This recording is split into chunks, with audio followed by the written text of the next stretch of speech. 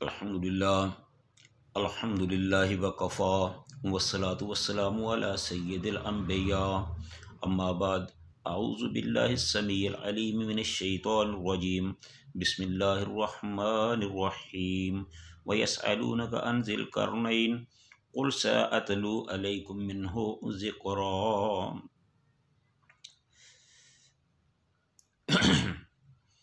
व यसअलूनका अन ज़िल क़रनैन, और ये लोग आपसे ज़ुल्क़रनैन से मुतल्लक़ पूछते हैं। कुल साअतलू, आप कह दीजिए, साअतलू अलैकुम, मैं तुम्हें पढ़कर सुनाता हूँ, मिन्हु ज़िक्रा, उसका कुछ ज़िक्र। हर किस्म की हम्दो सना अल्लाह ताला की ज़ात वाला सफ़ात के लिए, जिसने सारे जहानों को पैदा किया, जो हम सब का खालिक व मालिक है। और लाखों करोड़ों दुरूद सलाम आका इनामदार फ़ख्र मौजूदात सैयद वुल्द आदम इमामुल अंबिया हबीब खुदा इमामुल हरमैन ख्वाजा बद्रुल हुनैन सैयद सकलैन जद्दुल हसन वल हुसैन हज़रत मुहम्मदुर रसूलुल्लाह सल्लल्लाहु अलैहि वसल्लम की ज़ात पे।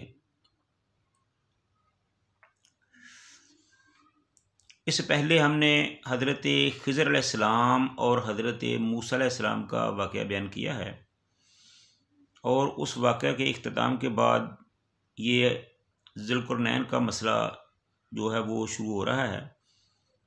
जैसा कि सूरत के शुरू में ही हमने बता दिया था कि इस सूरत के नाज़िल होने का पस मंज़र कुछ इस तरह है कि मुशरिकीन मक्का ने यहूदियों के कहने पर आप सल्लल्लाहु अलैहि वसल्लम से 3 सवाल किए थे कि एक बताएं कि असहाबे कहफ़ कौन है, और दूसरा रूह क्या चीज़ है, और तीसरा ज़ुल्क़रनैन क्या है, कौन था, वो कौन था, वो कौन सा बादशाह था जिसने मशरिक़ व मगरब का सफ़र किया था।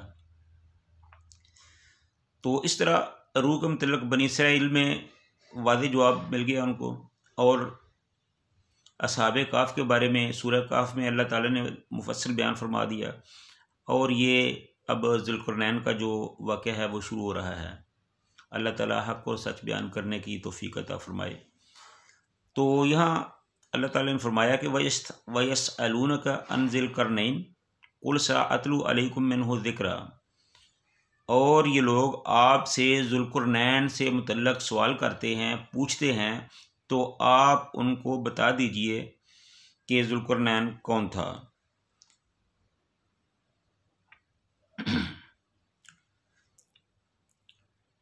इस रकू में ज़ुल्क़रनैन के बारे में यहूद मदीना के सवाल का जवाब आया है। 20वीं सदी के आगाज़ तक अक्सर मुफस्सिरीन ज़ुल्क़रनैन से नावाकिफ़ थे। चनाचे 1300 साल तक आम तौर पर सिकंदर आज़म को ही ज़ुल्क़रनैन समझा जाता रहा। इसकी वजह यह थी कि कुरान में ज़ुल्क़रनैन की फतूहात का जिक्र जिस अंदाज़ में हुआ था, ये अंदाज़ सिकंदर आज़म की फतूहात से मिलता जुलता है। लेकिन हकीकत यह है कि ज़ुल्क़रनैन की सीरत का वो नक्शा जो कुरान ने पेश किया है, इसकी सिकंदर आज़म की सीरत के साथ कोई सिरे से कोई मुनासबत ही नहीं है। बहरहाल जदीद तहकीक से ये मालूम हुआ है कि ज़ुल्क़रनैन कदीम ईरान के बादशाह के खुरस या साइरस का लक़ब था। ये उस ज़माने की बात है जब ईरान के इलाके 2 अलग अलग खुद मुख्तार ममलकतें कायम थीं। एक का नाम पारिस था, जिससे फ़ारस का लफ्ज़ बना है, और दूसरे का नाम मादा था। साइरस ने इन दोनों ममलकतों को मिलाकर एक मुल्क बना दिया, और यूँ सल्तनत ईरान के सुनहरे दौर का आगाज़ हुआ।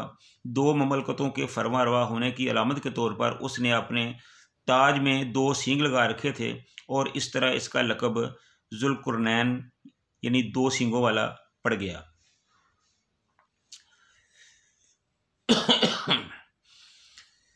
अब ये जो आयत है कि वयसअलूनका अन ज़िल क़रनैन क़ुल सअतलू मिन अलैकुम मिन्हु ज़िक्रा, इसके बारे में कुछ वजाहत है कि ज़ुल्क़रनैन के बारे में जदीद तहकीक को अहले इल्म के हल्के में मुतारफ़ कराने का जो असल सेहरा है वो मौलाना अबुल कलाम आज़ाद के सर है। उन्होंने अपनी तफसीर तर्जुमानुल कुरान में इस मौजू पर बहुत तफसील से बहस की है और साबित किया है कि कदीम ईरान का बादशाह साइरस ही जुल्कुरनैन था और उनकी तहकीकात की जो बुनियाद है वो जो शहनशाह ईरान रज़ा शाह पहलवी के दौर में एक खुदाई के दरमियान दस्तयाब हुई थी। इस खुदाई के दरमियान इस अदीम फातिहा बादशाह का एक मुजस्मा भी दरियाफ़त हुआ था और मकबरा भी।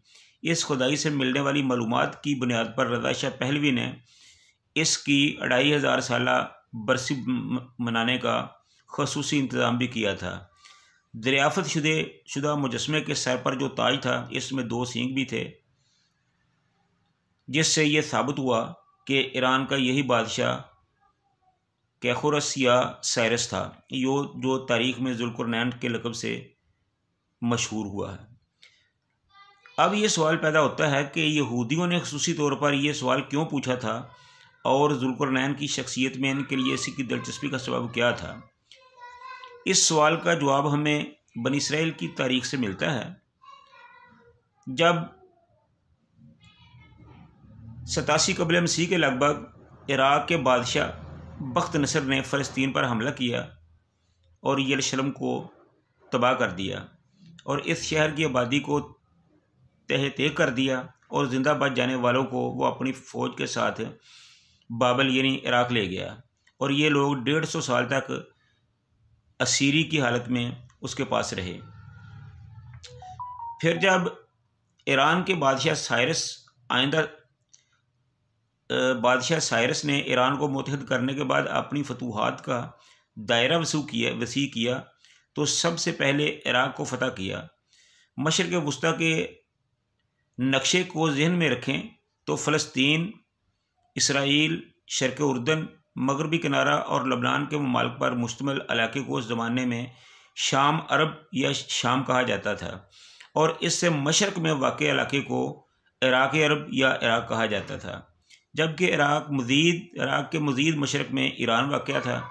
इराक़ पर कब्ज़ा करने के बाद जुल्कुरनैन ने बाबल में असीर यहूदियों को आज़ाद कराया और इन्हें इजाज़त दी कि वो अपने मुल्क यानी यरूशलेम शहर में जाएं और उसे दोबारा आबाद कर लें।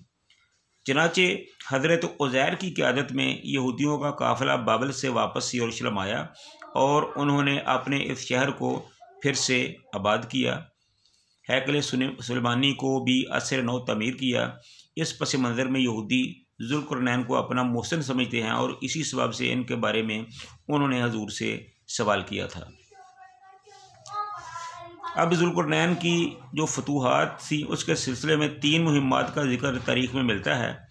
इन मुहिम्मात में ईरान से मगरब में बहरा रूम के इलाके तक पूरे इलाके की तस्खीर यानी इसको पूरे इलाके को फ़तह किया, मशरक़ में बलूचिस्तान और मकरान तक लश्कर कशी की और शमाल में बहर खज़र और बहर असवद के दरमियानी पहाड़ी इलाके की फतूहात शामिल हैं। जुल्कुरनैन का ये सिलसिला फतूहात हज़रत उमर रज़ी अल्लाह तआला अन्हु के दौर खिलाफत की फतूहात के सिलसिले से बहुत मुशाबा है। हज़रत उमर के दौर में भी जज़ीरा नुमा अरब से मुख्तलिफ़ समतों में 3 लश्करों ने पेशकदमी की थी। एक लश्कर शाम और फिर मिस्र गया और दूसरे ने इराक़ के बाद ईरान को फ़तह किया, जबकि तीसरा लश्कर शमाल में कोकाफ तक जा पहुँचा था। कदीम रवायात के मुताबिक जुल्कुरनैन के बारे में ऐसी मालूमात भी मिलती हैं कि इब्तदाई उम्र में वो एक छोटी सी ममलकत के शहज़ादे थे। इनके अपने मुल्क में कुछ ऐसे हालात हुए कि कुछ लोग उनकी जान के दुश्मन हो गए। वो किसी न किसी तरह वहाँ से बच निकलने में कामयाब हो गए और कुछ अरसा सहरा में रूपोश रहे। इस अरसा के दौरान इन तक किसी नबी की तालीमात पहुँची। ये भी मुमकिन है कि ज़रतश्त ही अल्लाह के नबी हों और इन्हीं की तालीमात से उन्होंने इस्तिफ़ादा किया हो। बहरहाल कुरान ने जुल्कुरनैन का जो किरदार पेश किया है वो एक नेक सीरत और साले बंदे और मोमिन का किरदार है और इस किरदार की खसूसियात तारीख़ी एतबार से इस ज़माने के किसी और फातेह पर मुंतबक नहीं होती हैं।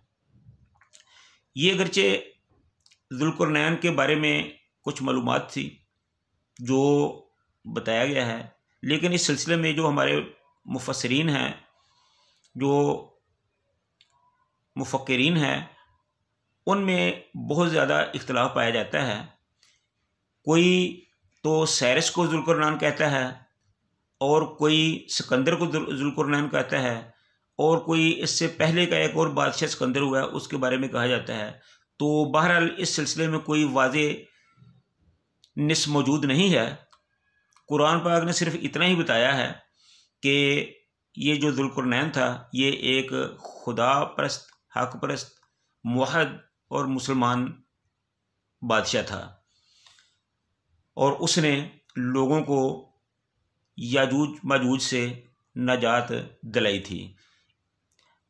अब अगर साइरस को हम ज़ुल्क़ुरनैन माने तो अल्लाह ताला ने तो ये फरमाया है कि वो नहायत ही खुदा परस्त और मुवहद था, लेकिन साइरस के बारे में ये कहा जाता है कि वो मुवहद नहीं था। नेक दिल ज़रूर था, इंसाफ भी करने वाला था, अदल पसंद था, लेकिन मुवहद नहीं था। तो इसलिए हतमी तौर पर किसी एक शख्स के बारे में ये कहना कि फ़लाँ आदमी जो है वो फ़लाँ बादशाह जो है वो ज़ुल्क़ुरनैन था, कुछ कहा नहीं जा सकता। ना कुरान ने ना हदीस में इसकी कोई तशरीह आई है, ना तफसील आई है। इसका जो माखज़ है, इसकी जो मालूमात हैं वो ज़्यादा इसराइली रवायात पर मबनी हैं, जिसको जो सच भी हो सकती हैं, झूठ भी हो सकती हैं, और हम उसे हतमी तौर पर सच्चा इसलिए नहीं कह सकते कि नबी सल्लल्लाहु अलैहि वसल्लम से उनका सबूत नहीं मिलता। बहरहाल वो जो कोई भी था, बर अल्लाह ताला का एक नेक बंदा था जिसने दुनिया जहान को फ़तह किया था, जो मशरक़ से मगरब तक गया और हर चीज़, हर मुल्क को फ़तह करता गया, और शुमाल में भी उसने बहुत सी फतूहात की। और उसके बारे में कहा जाता है कि जब वो मगरब में आखिर इंतहा तक चला गया तो वहाँ आबादी ख़त्म हो गई, आगे से समुंदर शुरू हो गया, और समुंदर का भी जो पानी था वो काले रंग का था। तो दूर से देखने से मालूम होता था ये जैसे गहरी दलदल हो। तो वो कहते हैं कि जब वो उसने मगरब की तरफ देखा तो ऐसे मालूम हुआ कि सूरज एक समुंदर है जो जिसमें सूरज ग़रूब हो रहा है। हालांकि वो समुंदर नहीं था, क्योंकि उसकी हदें वो इंसान की हद निगाह से थी, उससे ऐसा ही मालूम होता था कि जैसे ये सूरज जो है ये समुंदर में ग़रूब हो रहा है। तो बहरहाल वल्लाह आलम, अल्लाह ताला हम सब को नेक अमाल करने की तौफ़ीक़ अता फ़रमाए। व आखिरु दावाना अनिल हम्दुलिल्लाहि रब्बिल आलमीन।